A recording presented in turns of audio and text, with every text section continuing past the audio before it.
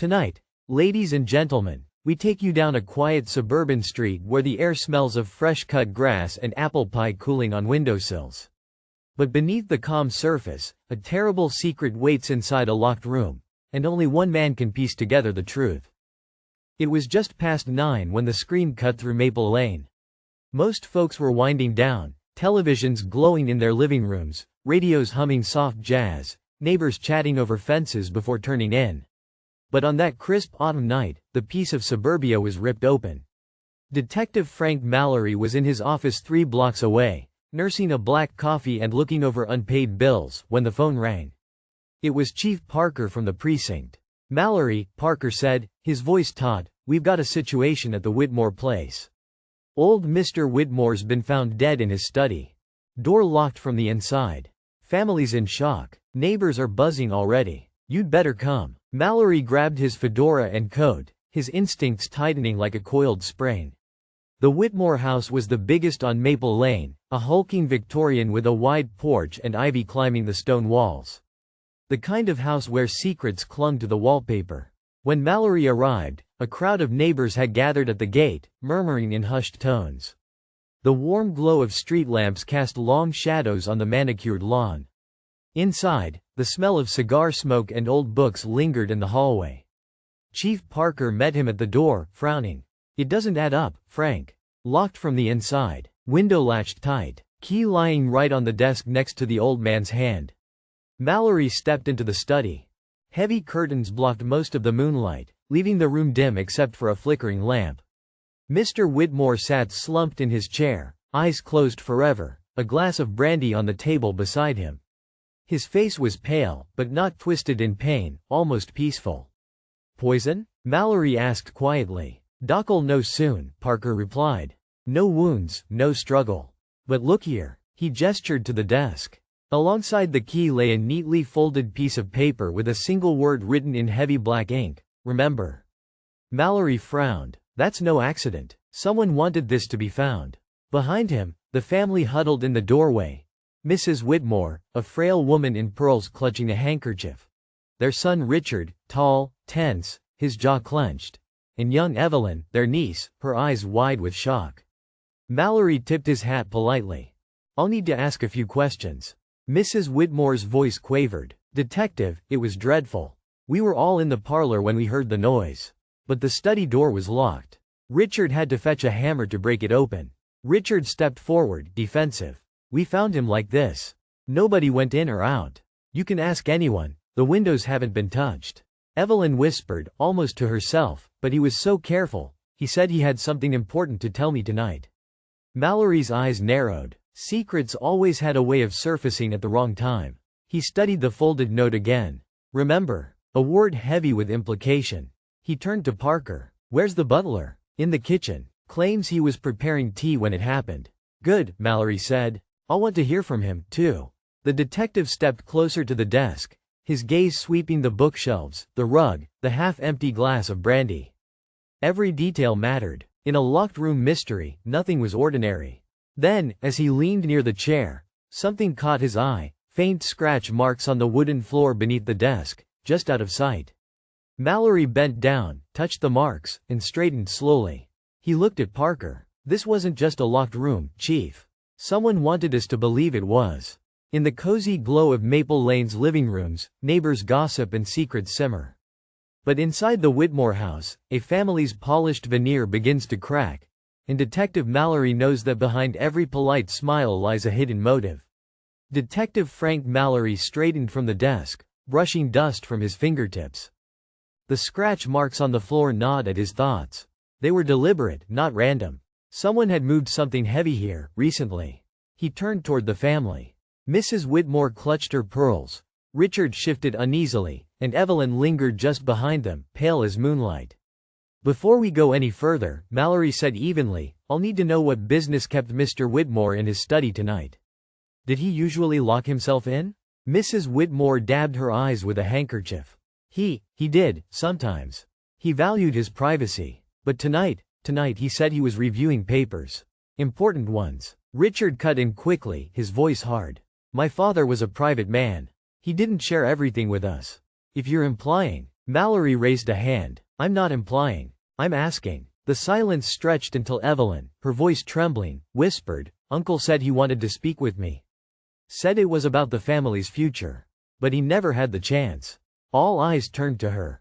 Richard's expression tightened. Mrs. Whitmore let out a soft gasp. Mallory filed that away, his mind already spinning. The old man had intended to share something, perhaps a secret, perhaps a confession, and someone had silenced him before he could. The detective gestured toward the folded note still resting on the desk. Does anyone recognize the handwriting? Mrs. Whitmore shook her head. Richard leaned closer but shrugged. Could be his. Hard to say. He wrote quickly, sometimes sloppily. Evelyn hesitated, then said softly, it looks familiar. But, I can't be certain. Mallory slipped the note carefully into his coat pocket. We'll have it compared. For now, let's talk about who was where tonight. Mrs. Whitmore? I was in the parlor, knitting, she replied. I didn't hear anything until the scream. Richard? I was in the library, reading the paper. I heard the commotion and rushed in. Evelyn? I was in my room, writing a letter. She clasped her hands tightly. I thought I heard voices, faintly, before the scream. But I couldn't tell who it was. Mallory's eyes narrowed. Voices. That detail mattered. And the staff? He asked. Chief Parker answered. The butler claims he was in the kitchen. The maid says she was upstairs turning down beds. Both swear they didn't hear or see a thing until Mrs. Whitmore cried out. Mallory rubbed his chin. A locked room, a cryptic note, a family with conflicting stories. Already, the picture blurred with too many half-truths. He turned back to the desk, his gaze drifting again to the scratch marks on the floor. Slowly, he crouched and pulled at the edge of the heavy rug. With Parker's help, they shifted it aside. There, beneath the desk, was a small brass ring set into the floorboards. A trapdoor. Gasps filled the room. Good Lord, Mrs. Whitmore whispered, clutching her pearls tighter. Richard's face flushed crimson. I didn't know about that. Evelyn's eyes widened, a flicker of recognition in them. Mallory tapped the brass ring lightly with his finger. A locked room with a hidden exit. Just as I thought. Someone wanted us to believe the impossible, but there's always a way in and out. Mallory looked up at the shocked family, his voice low and steady. The question isn't how someone got in. The question is, who used this door tonight, and why? They say a house is only as honest as the people who serve it. Tonight, Detective Frank Mallory turns his questions to the Whitmore staff, and discovers that loyalty and silence can hide as much as lies. The discovery of the trapdoor sent ripples through the Whitmore household. Chief Parker ordered one of his men to guard it while Mallory gathered everyone in the drawing room. The family huddled together on one side, pale and shaken. On the other, the staff, the butler, Mr. Griggs, and the maid, Alice, stood stiff and wary under Mallory's gaze. Let's start with you, Mr. Griggs, Mallory said. His voice carried the steady calm of a man who'd seen too many late-night confessions. You were in the kitchen when the master of the house died? Griggs, a tall man with silver hair and an impeccable suit, inclined his head. Yes, sir. Preparing his evening tea. He liked it strong, with a slice of lemon. He rang the bell from his study a half-hour before, then sent word through the maid that he wanted the usual. Mallory studied him. Did you deliver it? Griggs hesitated. I set the tray outside his study door. As always, it was locked. I knocked, announced myself. He answered, though softly. I left the tray and returned to the kitchen. And what time was this? Around 8:30, sir. Before the scream. Mallory's eyes narrowed. What exactly did he say when he answered? Griggs shifted. Thank you, Griggs. That will be all. Or something close to it. Evelyn, who sat nearby, leaned forward suddenly. That doesn't sound like Uncle. He usually thanked people by name, but he never dismissed anyone so abruptly. A flicker of unease crossed the butler's face. Miss Evelyn, grief can play tricks on the memory. Mallory cut him off gently. We'll come back to that. Alice, you said you were upstairs at the time? The maid, no more than 20, wrung her hands. Yes, sir. I was turning down the beds. Mrs. Whitmore likes it done promptly at 9. I didn't hear a thing until she screamed. Did you see or hear anyone in the hallway before that? Alice shook her head. No one, sir. It was quiet. Mallory paced slowly, his shoes whispering against the carpet. The trapdoor, the note, the scratch marks on the floor. The pieces didn't fit neatly, but they were forming a shape. He turned to Griggs again.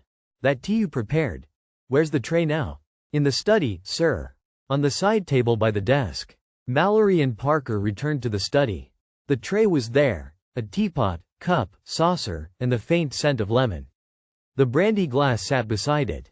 Mallory sniffed the teacup, bitter, sharp. He frowned. Get this to the lab, he told Parker quietly. I don't like the smell of it. Back in the drawing room, he faced the butler. You said Mr. Whitmore's voice sounded soft. Softer than usual? Yes, sir. I assumed he was tired. Or, Mallory said evenly, it wasn't his voice at all. The room went silent. Mrs. Whitmore gasped. Richard scowled. Evelyn's eyes darted toward the trapdoor. Mallory pressed on. Someone could have used that passage to leave the study, locking the door behind them, making it appear impossible. Someone could have answered in his place, counting on Griggs not to notice the difference. That would explain why the words seemed unusual. Griggs stiffened, indignation creeping into his voice. Detective, I've served this family for 30 years. I know Mr. Whitmore's voice as well as my own. Maybe, Mallory said softly. But tonight, someone wanted you to believe it. Cliffhanger. At that moment, one of Parker's men hurried into the room, holding an envelope. Detective Mallory. We found this in the wastebasket of the study. Mallory opened it. Inside was a torn letter, and on the remaining half were just 3 words. He knows everything. A torn letter, a cryptic warning, he knows everything. Detective Mallory realizes that in the Whitmore house, knowledge was dangerous currency, and someone may have killed to keep their secrets buried. The room seemed to shrink around the torn scrap of paper. Mallory held it up to the lamplight, the bold handwriting standing out against the crumpled sheet. He knows everything. Mrs. Whitmore's knuckles whitened on her handkerchief. Richard's jaw tightened. Evelyn leaned forward, her eyes wide with alarm. Everything? Parker muttered. What in blazes was Whitmore supposed to know? That, Mallory said evenly, is what we're going to find out. He looked at Richard first. You said you were in the library. Did you hear your father speak with anyone tonight? Richard bristled. No, I was reading. Alone. Convenient, Mallory said. Your father was preparing to tell Evelyn something important about the family's future. Then he dies, and we find this. He waved the letter fragment gently. Richard's face reddened. Detective, I won't stand here and be accused. Evelyn cut in sharply. Uncle trusted me. He said he would explain everything tonight. Maybe someone didn't want him to. Her words hung in the air like smoke. Mrs. Whitmore shifted uncomfortably but said nothing. Mallory tucked the torn scrap into his notebook. We'll need the rest of this letter. Someone tore it up and tried to destroy it. Which means it mattered. He turned to Alice, the maid. Who emptied the study wastebasket tonight? Alice shook her head quickly. Not me, sir. I hadn't been in the study all day. Mallory's eyes flicked back to Griggs. The butler stood stiff, unreadable. Before pressing further, Mallory returned to the study. The wastebasket yielded only the torn half already found. But the detective crouched near the desk again, pulling open the lower drawers. One was locked. He glanced at Parker. Get me something to pry this. Moments later, the drawer clicked open. Inside lay another piece of paper, folded and hidden beneath ledgers. Mallory unfolded it carefully. It was the missing half of the letter. Together, the fragments read. He knows everything. The money, the lies, the deal we struck. If he speaks, we're finished. Mallory exhaled slowly. This was no accident. Someone in this house had a deal worth killing for. He carried the letter back to the drawing room, laying it on the coffee table. Recognize the handwriting? He asked the family. Silence. Mrs. Whitmore's eyes darted away. Richard stared at the floor. Evelyn shook her head, though her lips trembled. It's one of yours, Mallory said quietly. And the old man found out. That's what this is about. Parker leaned in. So you're saying Whitmore was silenced to keep this deal a secret? Mallory nodded. Looks that way. But there's more. Those scratch marks on the floor? That trapdoor wasn't just a curiosity. Someone planned this. Staged a locked room puzzle to throw us off. And whoever wrote this letter thought Whitmore was ready to talk. He turned sharply to Richard. What kind of business was your father involved in? Richard's mouth worked, but no sound came. Finally, he muttered, property. Investments. Nothing unusual. Nothing unusual? Mallory's voice hardened. Then why the talk of money and lies? Before Richard could answer, a loud thud echoed from upstairs. Everyone startled. Parker barked an order, and one of his men rushed up the staircase. Moments later, he called down, "Detective, you'd better see this." Mallory climbed the stairs two at a time, Parker on his heels. In the upstairs hallway, the officer pointed to a guest room door, slightly ajar. Inside, the curtains fluttered from an open window. On the desk lay another note, freshly inked. Mallory read it aloud, the words chilling in their simplicity. "You're looking in the wrong place." A fresh note on an upstairs desk warns, "You're looking in the wrong place." For Detective Mallory, it's no longer just about a murder, it's a game, and the killer is taunting him to keep up. The ink on the paper was still damp. Mallory held it carefully, his thumb brushing the edge. The words leapt out at him. "You're looking in the wrong place." Chief Parker swore under his breath. "How the devil did this get here? We've had men posted all around the house." Mallory's eyes scanned the room. The curtains drifted with the night air, the window opened just wide enough for someone to slip through. He crouched near the sill, running a hand along the frame. Damp leaves clung to the outside ledge. "Someone's been moving around under our noses," he muttered. "And bold enough to leave me a message." Parker scowled. "You think it's one of them?" He jerked his thumb toward the hallway where the family waited nervously. Mallory slipped the note into his pocket. "One of them, or someone helping them. Either way, they're watching every move we make." Back downstairs, the Whitmores looked up expectantly. Richard's face was tight with frustration, Mrs. Whitmore's eyes watery, Evelyn pale. Griggs and Alice stood rigidly at the back of the room. Mallory fixed Richard with a steady gaze. "Tell me about your father's study. That trapdoor, did you know it existed?" Richard shook his head. "No, I swear, I had no idea." Evelyn spoke softly. "Uncle once told me the house had secrets. Passageways, hidden rooms. He said they were part of its history." Mrs. Whitmore gave a small shudder. "I never wanted to know. That house has always felt haunted." Mallory ignored her dramatics and turned to the butler. "Griggs, what about you? You've been here 30 years. Don't tell me you didn't know about that passage." The butler's expression didn't flicker. "I knew of it, sir. But I never used it. It was sealed years ago, or so I believed." Mallory leaned closer. "Yet tonight, it was unsealed. Convenient, isn't it?" Griggs's jaw tightened. "Are you accusing me, detective?" "I'm saying you had the knowledge, the opportunity, and perhaps the loyalty to protect someone in this room."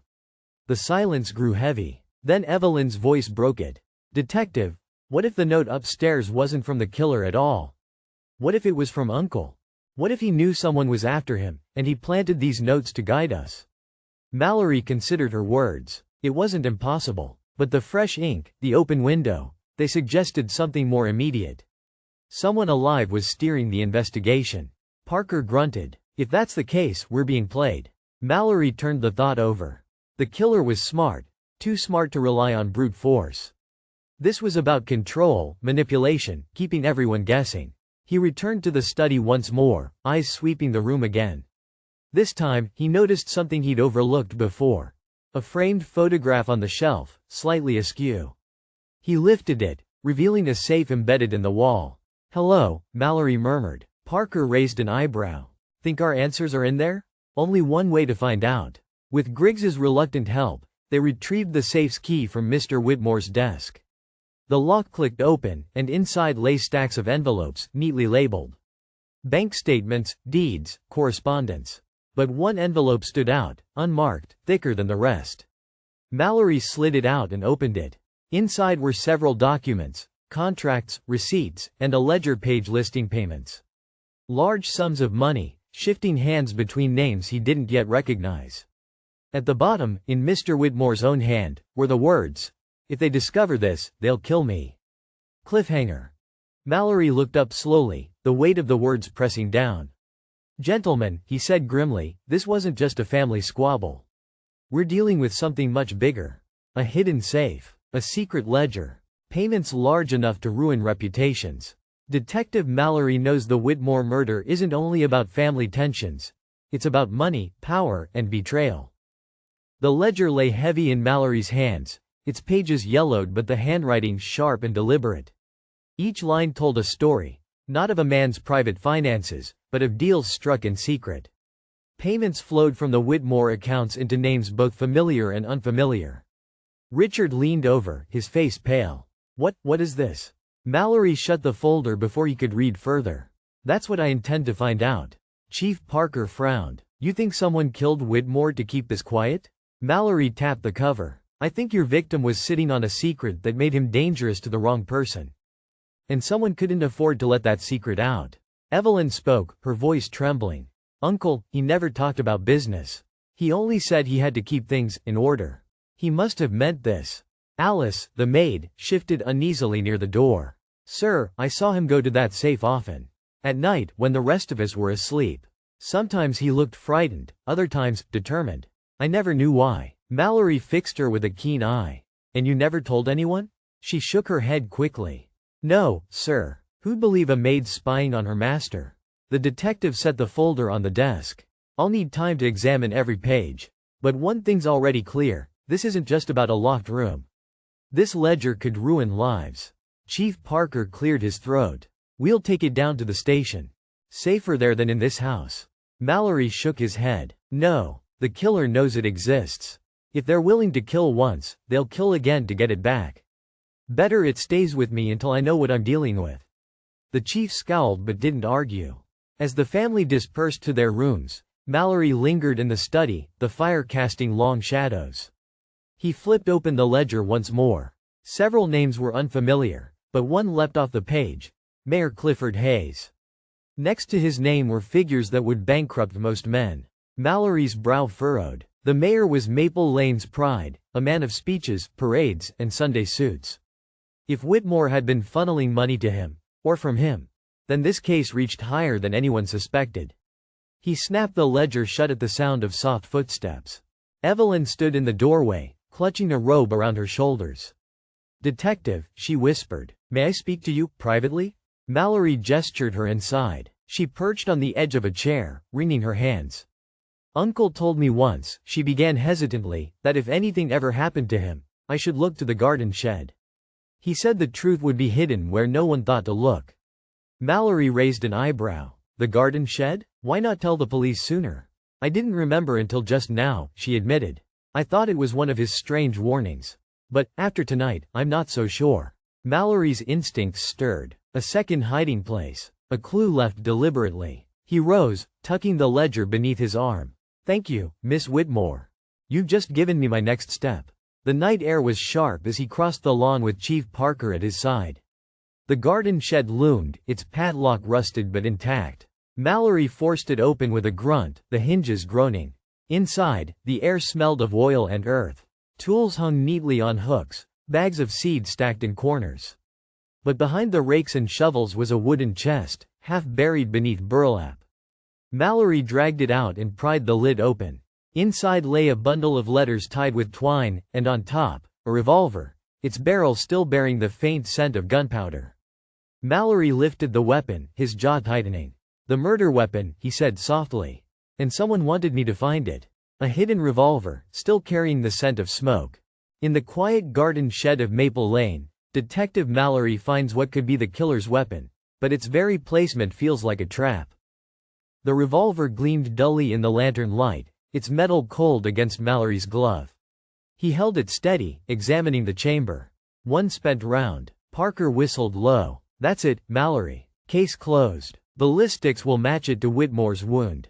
Mallory shook his head slowly. Too easy, Chief. Too convenient. Why would a killer hide the weapon in the family's shed? Why not toss it in the river, bury it, or burn it? The chief scratched his jaw. Maybe they panicked. Or maybe, Mallory said, sliding the revolver into an evidence bag, someone planted it for me to find. He set the bag aside and untied the bundle of letters beneath. The twine snapped with age. Inside were handwritten notes, some in Whitmore's spidery script, others signed by different hands. Mallory read a few lines aloud. Payment delayed until Hayes secures approval. Keep this between us. Too many eyes in City Hall. If the papers get wind of this, we're finished.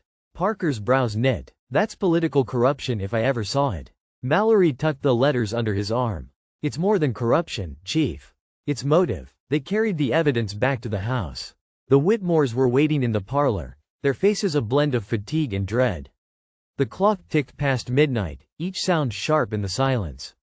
Mallory placed the revolver, now sealed, on the coffee table. Found this in the garden shed. Gasps rippled through the room. Evelyn covered her mouth. Richard's eyes narrowed. Mrs. Whitmore muttered a prayer under her breath. Richard spoke first. You think one of us put it there? Mallory didn't answer directly. Instead, he turned to Griggs. The shed. Who had access? The butler's face was unreadable. Everyone, sir. It was never locked. Mallory nodded. Which means anyone, family or staff, could have planted that gun. Including you. Griggs's nostrils flared, but he remained silent. Evelyn leaned forward. Detective, do you believe it's the real weapon? Mallory looked her squarely in the eyes. Yes, but I don't believe it's been sitting there all night. Someone placed it recently. Perhaps even while we were inside the house. A murmur rose through the group. Mrs. Whitmore trembled. Good heavens, are we in danger, detective? Mallory didn't answer her. His mind was already spinning. Someone was staying a step ahead, manipulating the evidence, leaving trails, even taunting him with notes. Whoever it was, they wanted control over the story. As he gathered the evidence to leave for the night, Evelyn tugged at his sleeve. Detective, may I ask you something? He tilted his head. Go on. Do you think Richard could have done it? Her voice was hushed, trembling. Mallory studied her carefully. Why would you ask that? She glanced at her brother, who stood across the room pouring himself a stiff drink. Because Father and Richard argued more than anyone knew. And because Richard knew about Uncle's dealings. Mallory filed the information away but gave no reply. Evelyn's words might be truth, or misdirection. Later, in the quiet of his own office, Mallory spread the letters and ledger across his desk. The names formed a web. Whitmore, Hayes, businessmen, even city officials. The money changed hands, circled back, disappeared. And at the center, one signature appeared again and again. Mallory's eyes narrowed. He whispered the name aloud.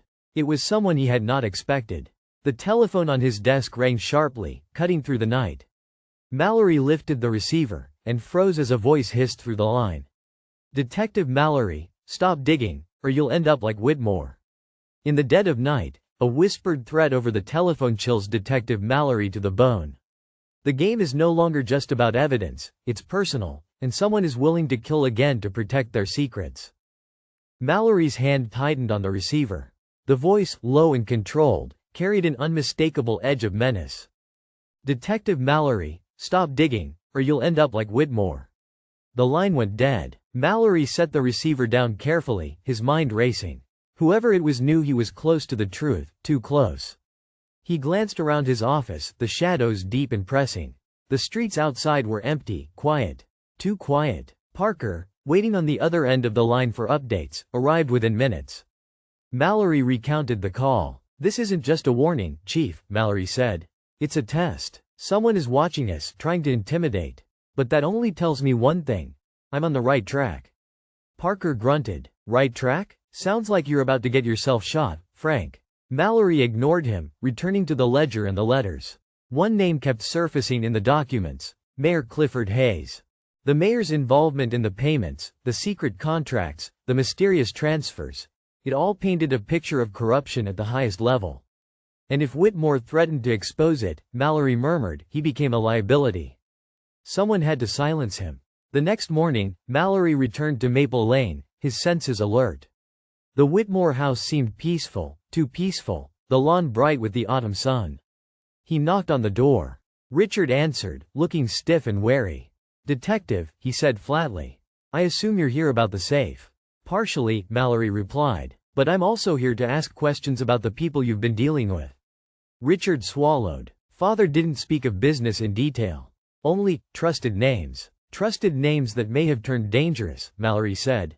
He studied Richard carefully. Do you know if your father mentioned Mayor Hayes? Richard hesitated. Then, reluctantly, he nodded. Yes. He was worried about certain contracts. He thought the mayor was hiding something. Mallory's gaze sharpened. Hiding something serious enough to kill for. Meanwhile, Evelyn appeared in the doorway, eyes bright with concern. Detective, I can show you something, she said quietly. Something Father wanted me to find if anything happened to him. She led Mallory to the library. Behind a row of heavy books was a small metal box. Evelyn lifted it carefully. Inside were copies of contracts, letters, and receipts. Duplicates of the ledger, hidden for safekeeping. Mallory's eyes scanned the documents. Clever, he said. Your uncle knew he might be in danger. He wanted proof preserved, just in case.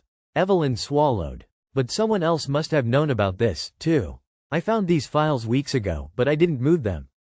They must have been placed here by father. Mallory nodded. He looked out the library window at the neat gardens of Maple Lane, thinking carefully. The killer had been bold, leaving threats, manipulating evidence, using the hidden trapdoor. But they had underestimated Whitmore's foresight. Suddenly, a shadow moved outside, across the front lawn. Mallory's eyes narrowed. He slipped quietly toward the door. The figure froze, then turned toward him, and Mallory realized, with a sinking feeling, that the killer had been watching the house all along, and now, they were closer than he ever imagined. In the fading light of day, Detective Mallory finally faces the shadow lurking around Maple Lane. Every step, every glance brings him closer to the truth, but danger is only a heartbeat away. Mallory's hand hovered near his coat pocket, where the revolver from the shed lay safely sealed. He crept toward the shadow, careful not to reveal his presence. The figure froze near the hedge, clearly aware that someone was observing. "Detective Mallory," a calm voice called from behind the shrubbery. "I suppose you've been busy tonight." Mallory stepped forward, squinting. Mayor Clifford Hayes emerged, impeccably dressed, his face composed but eyes sharp with calculation. "You," Mallory said quietly. "I should have guessed. You had everything to lose if Whitmore talked." The mayor smiled faintly, as if savoring the moment. "Frank, always so quick to leap to conclusions. But I assure you, I had nothing to do with his death." "Nothing?" Mallory's voice was icy. "You've been funneling money through Whitmore. Contracts, payments, and Whitmore found out.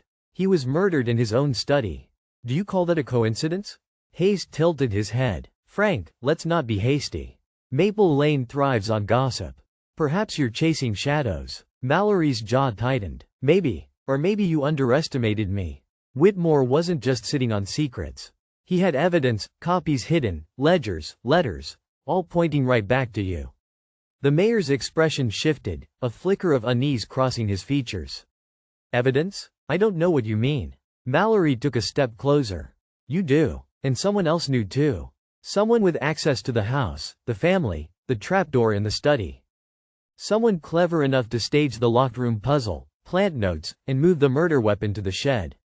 Hayes's hand twitched subtly. "And you think you've figured it out?" "I think I'm close," Mallory replied, eyes narrowing.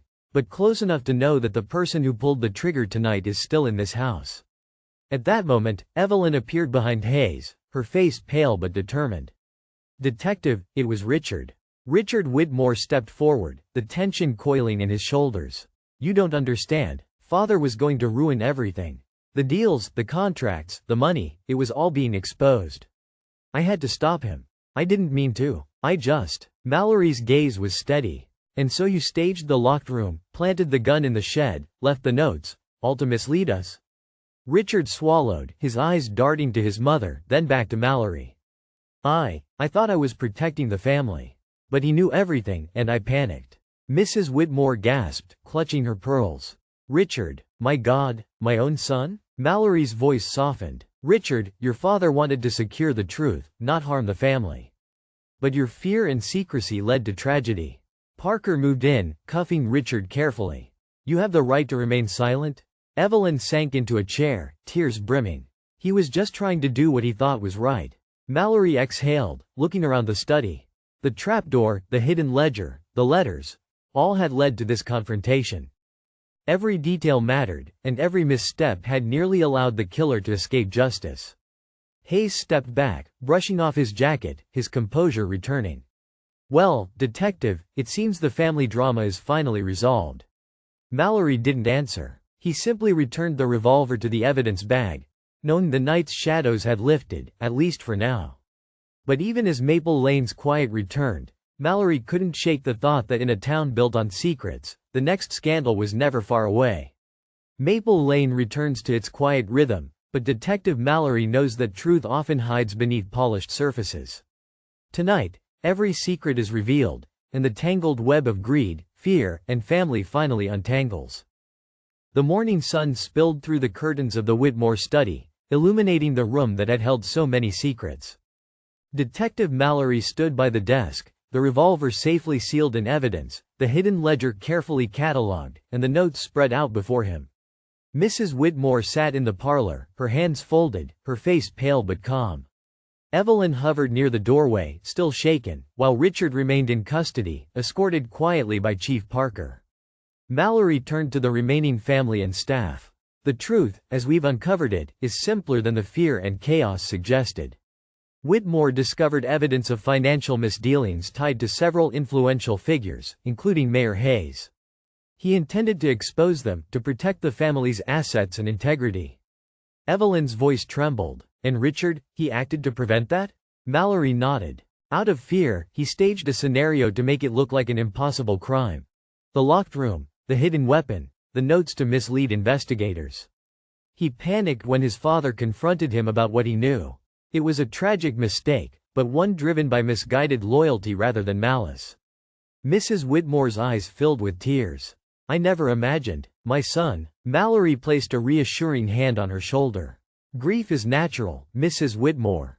But truth must prevail. He turned to the staff. Griggs, Alice, your roles were peripheral but critical in maintaining the house and its routines. You were not involved in the crime, but you were witnesses to the careful orchestration Richard attempted. Your observations, though unintended, helped reveal the deception. Griggs inclined his head solemnly. We only served the family, sir. Mallory smiled faintly. And in the end, service can sometimes reveal more than we realize. He folded the letters and ledger, preparing to return them to the precinct. Mayor Hayes may have been implicated in financial wrongdoing, but there is no direct proof he orchestrated or knew about the murder. Still, the documents Whitmore preserved will hold him accountable for the financial irregularities.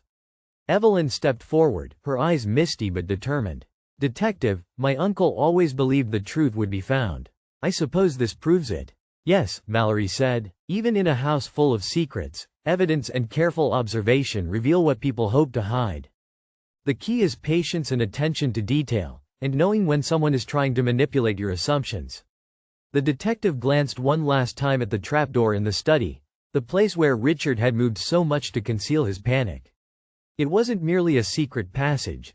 It was a symbol of how fear and secrecy can twist ordinary life into a web of confusion. Sometimes, Mallory said softly, addressing the room, the hardest part of a case isn't catching the culprit, it's understanding why they acted as they did. Fear can drive ordinary people to extraordinary, often tragic, actions. As the Whitmore house began to settle, the press soon arrived, eager to cover the shocking events. But Mallory knew the real story would remain quietly in the ledger, tucked away in the precinct, waiting for the right time to bring the truth to light without unnecessary scandal. Richard, taken away, cast one last glance at his family. There was regret, shame, and the faint hope that one day, forgiveness might be possible. Evelyn clutched her uncle's hidden documents, determined to protect his memory and ensure the family's affairs were finally in order. Mallory lingered at the door for a moment, looking down Maple Lane. The sun glinted off polished cars, the neighbors' lawns were still neat, and the street had returned to its deceptive calm.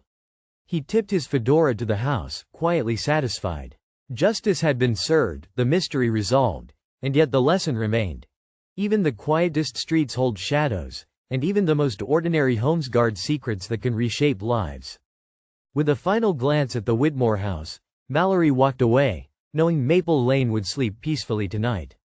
The locked room was no longer a puzzle, the hidden ledger revealed the truth, and the family, though scarred, could begin to heal. The detective's footsteps echoed along the pavement, a steady reminder that in every corner of the world, curiosity, courage, and careful observation uncover the stories that others wish to hide. And in the end, Maple Lane had told its story, in whispers, shadows, and finally, in light.